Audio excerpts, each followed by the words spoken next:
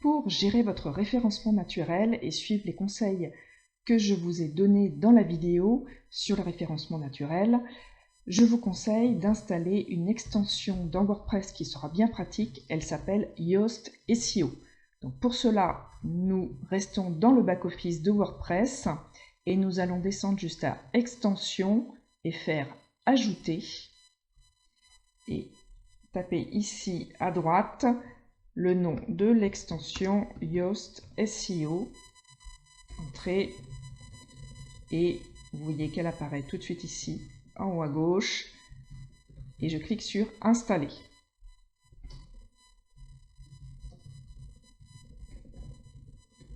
Donc cette extension va vraiment vous guider pas à pas dans la gestion technique de votre référencement naturel et la partie gratuite est déjà très avancée et vous permet d'aller assez loin dans la gestion de votre référencement naturel.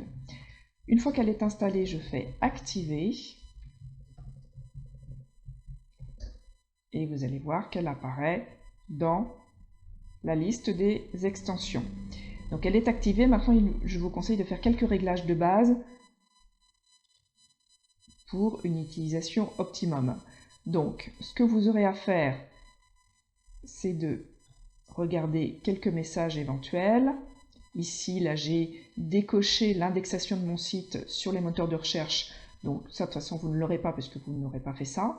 Mais moi, c'est un site d'exercice, donc je l'ai fait pour le coup. Mais surtout, ce que vous allez faire, en fait, c'est faire les réglages SEO. Ici, vous voyez que dans le petit Y Yoast, qui veut dire Yoast SEO, vous avez réglages généraux, réglages SEO, donc c'est vraiment réglage SEO qu'il faut faire. Et aller dans les types de publication, l'onglet type de publication, puisque ces réglages vous permettent de définir l'apparence par défaut de vos publications dans les résultats de recherche. Donc, il y a des réglages par défaut qui sont déjà très bien faits. Afficher les articles dans les résultats de recherche, oui, bien entendu, puisque nous voulons que nos articles et nos pages soient référencés. Pas la peine d'afficher la date de la création de l'article dans Google. Gestionnaire de métadonnées de Yoast SEO, vous laissez afficher.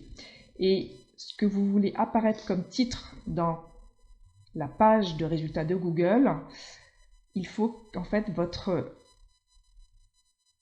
titre soit le nom de votre article. Donc comment vous allez faire ça? En fait, là vous voyez que par défaut, Yoast vous propose plein de choses, donc le titre, la page, plus un séparateur, plus le nom du site, ça en fait beaucoup trop, puisqu'en fait par défaut, il vaut mieux juste laisser le titre de l'article et vous verrez que dans la gestion du métatitre, vous pourrez ensuite rajouter des choses qui seront plus pertinentes par rapport à ce que vous voulez viser comme mot-clé. Donc voilà, moi je vous conseille d'enlever en fait en allant en fait dans cette zone, de faire suppression, vous laissez le titre, c'est très bien, métadescription, il n'y a rien à changer. Voilà, donc ça c'est pour les articles. Si on clique ici sur les pages, hop, réglage URL de les pages, donc là on laisse tout ça par défaut. Par contre sur la page, quand on fait une page, donc on va laisser en fait le titre de la page, même chose.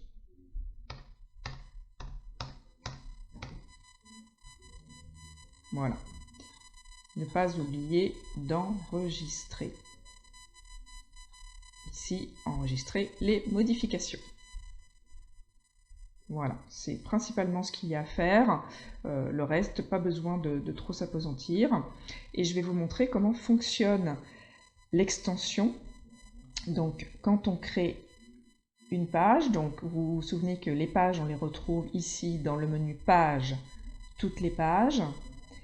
Et vous voyez qu'en fait, maintenant, il y a des petites choses qui sont apparues ici à droite.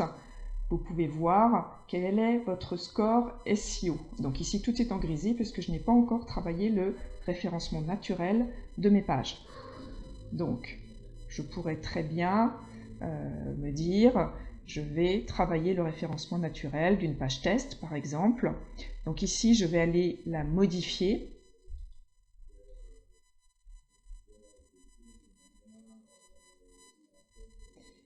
Et vous voyez que quand je fais modifier, je retourne sur cet écran d'accueil de modification de page que nous avons vu déjà quand nous créions des pages.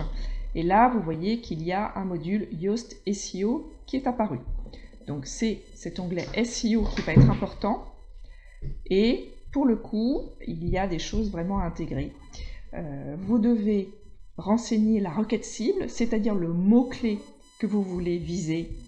Donc, la question à se poser, c'est qu'est-ce que les internautes vont rechercher pour pouvoir atterrir sur ma page. Donc là, je pourrais très bien me dire, mon mot-clé, c'est formation. Formation WordPress. Donc, pour l'instant, vous voyez qu'ici, il y a un petit bonhomme rouge, parce qu'évidemment, je n'ai pas renseigné tout ce qu'il faut sur ma page. Donc ensuite, nous allons, vous voyez que vous avez un aperçu Google. Donc, qu'est-ce que ça donne en fait si l'internaute voyait en fait le résultat de ma page quand il fait une recherche? Eh bien, pour l'instant, pas grand-chose puisque je n'ai rien renseigné. Et c'est là qu'on va aller renseigner les métadonnées. Donc, les métadonnées, c'est le métatitre ici, qui s'appelle test pour l'instant, et les métadonnées qui s'appellent pour l'instant, veuillez renseigner une métadescription. Donc, je clique sur modifier les métadonnées, et donc là, je vais renseigner un métatitre un peu plus conséquent, puisque l'idée c'est d'avoir un mot-clé qui va correspondre, un métatitre qui va correspondre au mot-clé. Donc là, pour l'instant, j'avais un titre qui s'appelle test. Bon, je vais le laisser comme ça, mais normalement, bien entendu, il faut laisser donner un titre de page plus pertinent. Et je pourrais mettre la formation pour entrepreneurs autonomes. Hop, sans faute d'orthographe, c'est mieux.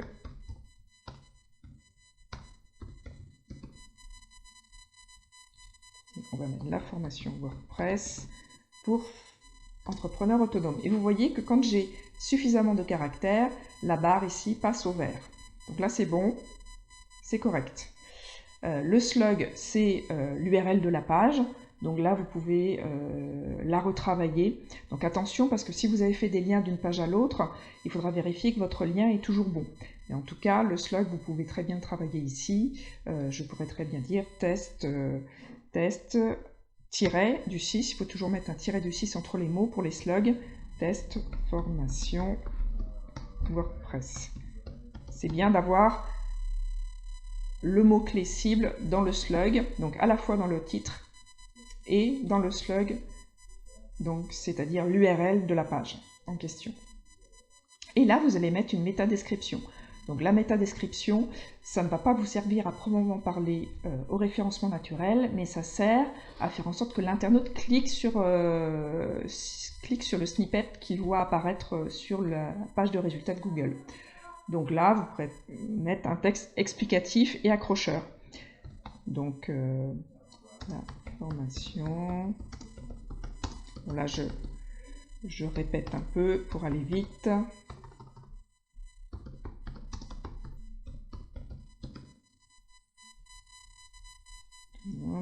Voilà.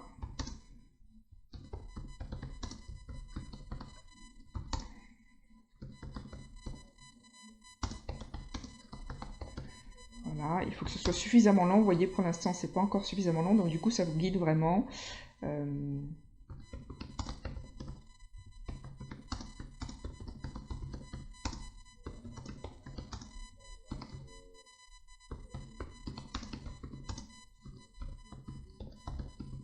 voyez, là, ça y est, c'est passé en vert.